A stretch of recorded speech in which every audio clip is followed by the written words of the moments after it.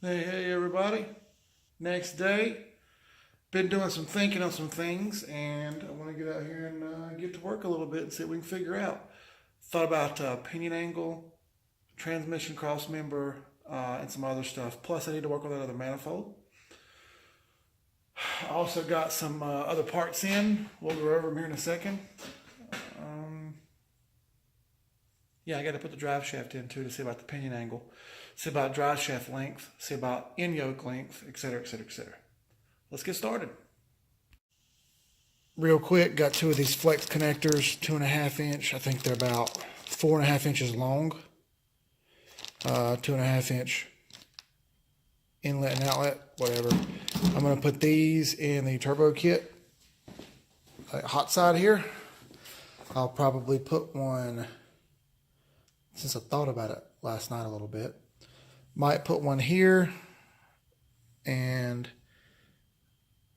maybe I'll just put it here, and the other one will go over here somewhere. Yeah, whatever. Anyway, they came in the mail. I'm still waiting on my flange to get here. I'm still waiting on my 2.5 inch pipe that's still on back order. What else? I don't know. Can't think of anything else right off the top of my head. Oh, I loosened the motor mounts and got them a little bit better placed, I think. So hopefully everything lines up a little better. I want to get the drive shaft in now. It's not the correct drive shaft, but it is the correct flange, and it'll get me in the area ballpark where I want to be. So let's get started.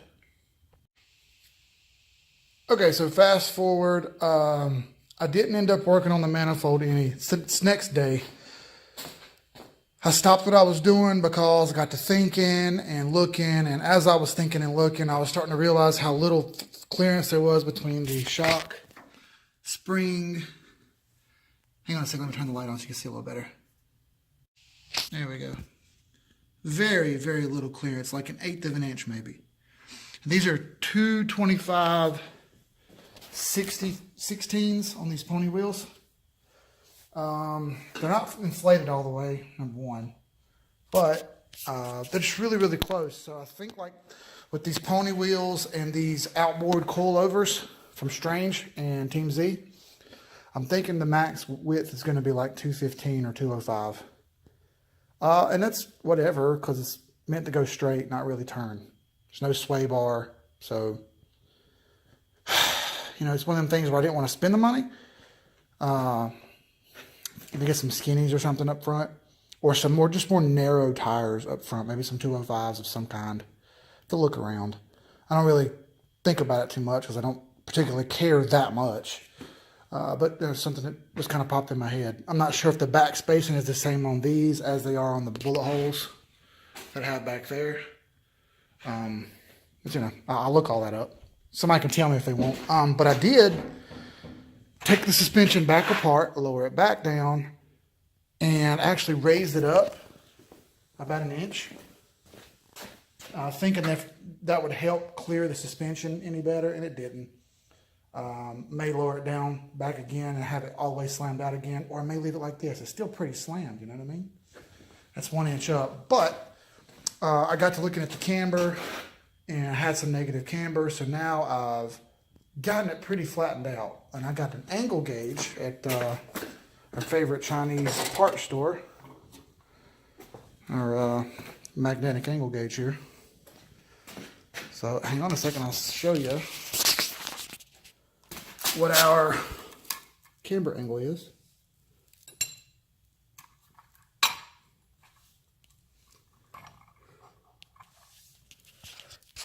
As you see, that thing is dead on 90 degrees, which is right now 0 because I got it turned 90 degrees, and maybe a 1/2 degree camber, which is fine because I think factory calls for right at 1 degree. So hey, that's an accomplishment right there. I'm pretty happy with that. Check the other side; it's within spec also. It's pretty close. So I think I may leave the suspension here. I'm not totally sold on it. Anyway, I am going to start on this manifold now. So let me break out a, oh, I went ahead and got the angle right on the engine also. That's probably going to be the angle that stays. And I'll show you here with the gauge. Let's see what it comes out to. Right at about 3.5 degrees angle. I'll lean back. That's measuring on the head. Nice flat surface, about 3.5 degrees. Down there at the transmission, it's about 4 degrees. The pinion angle of the rear end is about 2 degrees. That's going to be 6 degrees total, which I'm not too thrilled about. That's why I put the wheels in the back. I wanted to weigh it down a little bit and see if that changed. So this brings me to the conclusion that I'm going to lower the rear end some more and try to flatten that angle out a little bit more. If I can get that down to 4 degrees of separation, then I think that'll be about right. And that'll be a good point where we can leave the pinion angle alone. And if you're wondering why I'm thinking about all this, is because I don't have a transmission crossmember built yet. I just got a piece of stock metal in there holding it up right now. I wanted to make sure I had the right line for my drive shaft, because I found a drive shaft online pretty cheap for sale, but it ended up being too short. So I got to order the yoke and the conversion U-joint to go with that. All later, just stuff I was thinking about, and I got to fiddling around and irritated, and I spent 2 hours adjusting and tweaking and jacking and turning and twisting and jacking and turning. That sounded really fucking perverted. Whatever. Anyway, onto the manifold. All right here, I'm thinking this will be a good spot. I like the angle. Let me see if I can get here. You can see the funky angle of this manifold comes off, and it's kicking it a little too far at that angle for me. So, by the way, we'll be doing Kevin Gates for the rest of the night. If you don't like Kevin Gates, what the hell are you doing? You gotta trap music sometimes. I know this isn't trap music. It's trill rap. There you go.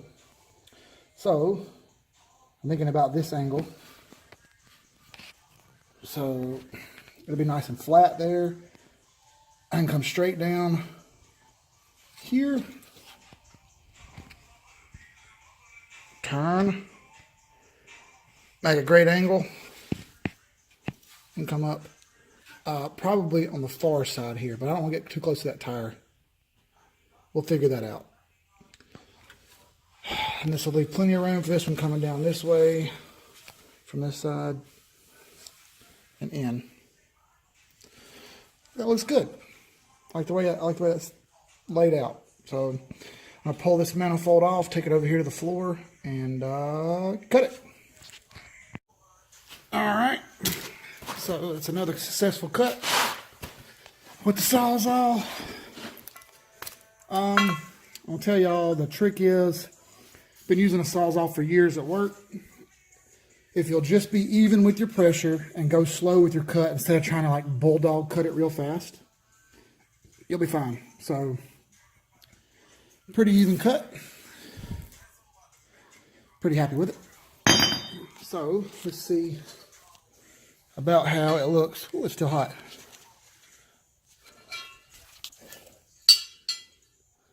I like it. Just about the 2.5 inch mark. Now, if I don't like the angle, I can take my flat wheel on my grinder here and kind of knock off the bottom. But you can see the angle here. That's sitting on the engine like that. It was kicked way out like that. We've knocked it way down. May knock it down some more. We'll put it on the car real quick and see how it looks. All right, I think I'm happy with this. It looks similar to the other side.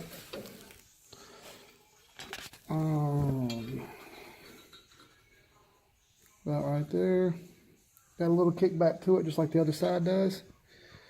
That'll give me a decent angle to come off of. Work my 90 to get it back flat. So it's not perfectly horizontal, you know. After I thought about it, I thought perfectly horizontal may cause some problems. Might get a little too close to the tire. Might get a little too close to the rack. Or whatever else I might put down there. And I mean, whatever. So I need to use the room I've got up here for this turbo kit. That's what I did this for, so I think I'm going to go with what I got. We'll break out the flap wheel and the grinder and knock off the edges, and then we'll get this thing burned on. All right, I got it cut. I knocked off that big knuckle that was right here. Cut it, smoothed it out on the inside and out. Hit it with the flap wheel all around. Give myself a good spot to weld to. It's nice and smooth. Just like before, got to get out the torches. Heat this bitch up a little bit. Cast iron. It's very porous. Will absolutely soak up all the heat from your welder. So heat it up first, and that won't happen. That way, it works just the way you want it to, and we get a good penetration with our weld. So let's get after it. It's getting a little toasty.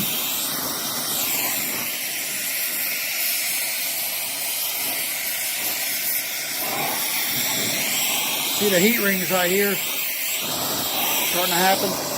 It's good. Not red hot, but pretty fucking hot.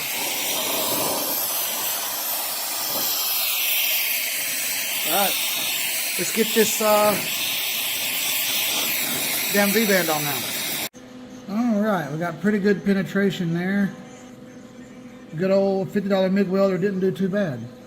I'm going to clean up all the little speckles and stuff with the flap wheel. And I've only done about half of it, but as you see, it did really well. Heat up the manifolds, and even your cheap shitty welder will work. Alright, I think this turned out pretty damn good. I'm really happy about it. I finally got the welder dialed in really well. I was able to grind it down, make it look decent. Don't have any holes. Tighter than the lid on a pickle jar. Now, let's put it on here and see whether it looks like Fido's ass or not. Y'all, this is why they say do this shit in a well-ventilated area, because I'm smoked the fuck out in here. I look like it's got an Atmo going.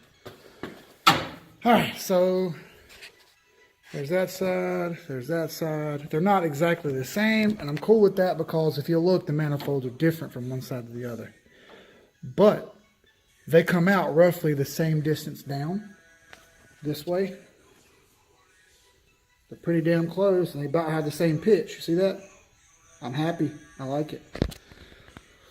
So, I don't know what time it is. Like almost 1 o'clock a.m. Eastern time. By the way, it's cold as shit out here. There's somebody up north that's gonna talk shit, but I gotta tell you, we live in the South. It's not supposed to be 18 degrees out here in the garage while I'm working.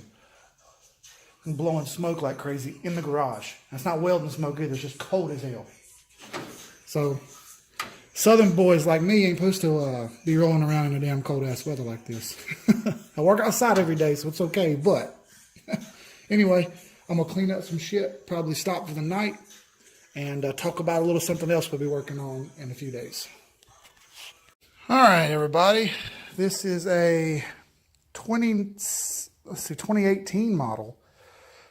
Tao Coolster 125 ATV. It's a 2-speed, which is just drive for forward and reverse for reverse. It's got neutral. Nothing fancy about it. It's actually a Honda 110 knockoff. They've been making these ATVs for quite a few years. And I'll be honest with y'all, at first they sucked. However, they've gotten much better. I'll explain why. Okay, so when they first started bringing these things over, they were very minimalistic. They had horrible chains. They had very crappy carburetors. The lights fall off. The welds were very poor. All these complaints, really turned a lot of people off. And anyone who rode them even mildly hard had them fall apart on them. For instance, these welds here would crack and break. The frame would snap here on the supports. Back here on the cradle, it would break. But the good news is China, and I've said this before about some other stuff, China has kind of figured out that if they listen to people and they read reviews, make some small minor changes, and improve their design, they can mark it up just a little bit and make more money back on the back end. They actually listen when people say things. Some things they won't change, and you're stuck with it. But there are a lot of things that China will improve upon. And this thing is a good example of it. All right, depending on what year you got, like I said, this is a 2018, so it's a little different, but this thing's fresh off the trail, by the way. It's still a little dirty. The problem is I've got a 13-tooth front sprocket and a 41-tooth rear sprocket. You can do the mathematics on that, but it's like 315 gear or close to it. It does fine. You know what I mean? It's good enough. But when we get on the trail and there's hills and bumps and divots, if it gets a wheel stuck off in it, it's not going to pull it out. You've got to get out and rock the thing or back up or something. And I'd really like to make an improvement upon that. So I've already ordered a couple of different sprockets. I've ordered a 12-tooth front and a 45-tooth rear, so I can get to about 357 gear. That's not a humongous change, but it is a pretty good change. And I want to see, does it improve the throttle response as far as get up and go whenever he hits the throttle. It doesn't bog and slug around. Also, okay, so they've gotten better, like I said, and this 125 frame is the second biggest, or second smallest. The smallest is a little 90cc, right? Then they have this exact same four-wheeler in a 90cc, and this large frame in a 90cc version. This is the 110 version. It says 125, but it's 110. All right, the front shocks aren't really shocks. They're simulated shocks. They're just springs with tubes. All right, don't do anything. Looked into this. I've already had these shocks off with the springs off. If you take the spring off this shock, the tube just moves in and out on its own. Doesn't do anything. So basically, this whole front end is just spring loaded. It's good enough if you're riding around on flat ground, but hey, we hit the trails and we go hard. So I've already looked up online. There's another guy who did a YouTube video on it, but I want to get a little more comprehensive with it. I've already ordered some new shocks. And believe it or not, this thing's a knockoff of a Honda 250EX, down to a half an inch in places. So they've really took a lot of time to cheat and knock off Honda. These front shocks are 320 millimeters tall, eyelet to eyelet. I've already ordered some. They'll be here soon. If you look, this thing has very little suspension travel. That might be going down an inch. If I can get a view of it here. I mean, it's tough to bend. So, the front shocks I've ordered have a way better ratio. They're actually air shocks with springs. It's actually coilovers that I can adjust. I've got those coming. It'll be about a week when they get here. We'll take this thing apart, tear it out, make the changes, and give it a little test ride afterwards. In this form, I'm 210 pounds. This thing will pull me around just fine. It actually goes pretty well. It'll do about 38 miles an hour, which is way too fucking fast for an 8-year-old. With this size, KJ's 50 pounds. Its four-wheeler outweighs him 4 times over. So I'm going to start with these mods. There's some other stuff we're going to do later. We're going to start with this. I want to do some wheel spacers in the back because, as you see, the front is much wider than the back. That'll give it more stability. I want to possibly do something about the carburetor. This is the last year of the decent carburetor. The one that they have now is a solid bowl that you can't remove. This one you can. They've taken that away now. So after this, you're stuck. Also, this fuel filter's crap. I'd like to put a better fuel filter in it. Other than that, and a chain. This one has a decent chain, but I may end up going to a better one. It's got the last year, or in 2018, they changed chains. They did better with it. 2017, 2016 had a really flimsy chain. They'd break and pop off. This one hasn't. So it's been really solid. It has rear discs. That works great. But I'm going to tell you what, y'all. The front drums absolutely suck balls. He doesn't even use the front brakes because they suck so bad. They do have a newer version out now called the Raptor.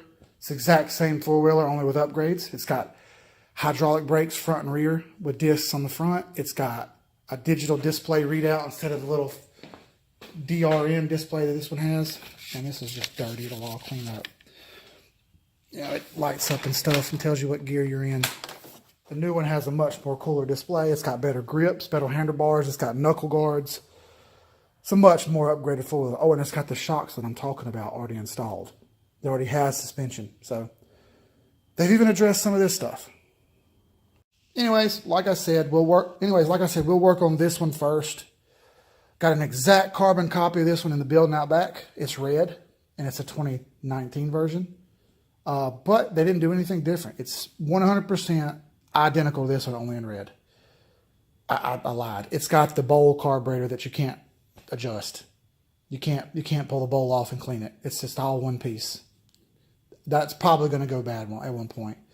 I do keep the fuel cut off on this all the time, unless we're riding it, to try to keep the bowl empty so that it doesn't gum up. I would suggest everyone does that. Every time you ride it, cut the fuel off. So anyway, let's wrap this thing up and get inside. I'm fucking freezing.